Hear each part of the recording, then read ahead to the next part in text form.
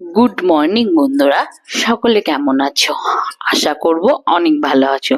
আমি সুকৃতি নতুন একটা ব্লগে সকলকে জানাই অনেক ভালোবাসা। দেখো বন্ধুরা, সকাল সকাল আজ আমি চলে এসেছি বাবার বাড়ি। কেন এসেছি সেটা জানতে হলে আমার ব্লগটা অবশ্যই দেখতে হবে।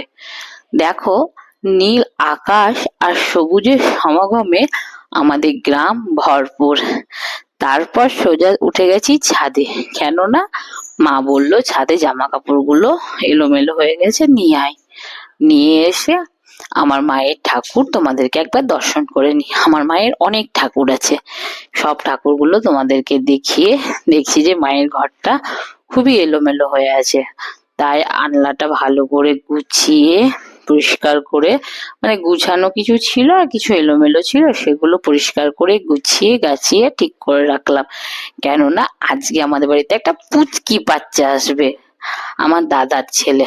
হ্যাঁ, সবে 6 মাস কি 5 মাস হয়েছে মনে হয়। তো আসবে, সেই জন্য ওকে দেখার জন্যই আরো এসেছি। আমার বাচ্চাও ছোট, ওটাও ছোট পুচকু একদম। তাই আমি এসেছি বাড়ি।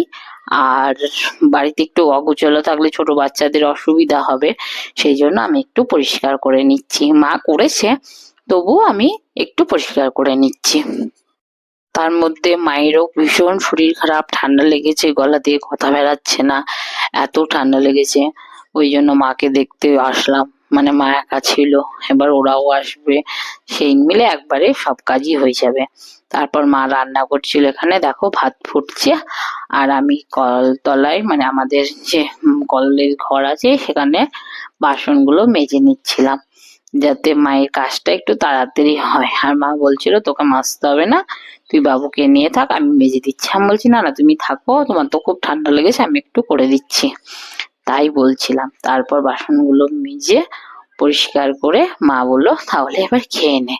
মা আজকে কি কি রান্না করেছিল দেখো, করলা ভাজা, বেগুন ভাজা, বাঁধাকপি ঝাল, আর করেছিল মাছের ঝোল। এই দিয়ে আমরা তিনজনে খেয়ে নিলাম। চ্যানেলটা ভালো লেগে থাকে সাবস্ক্রাইব করে দিও।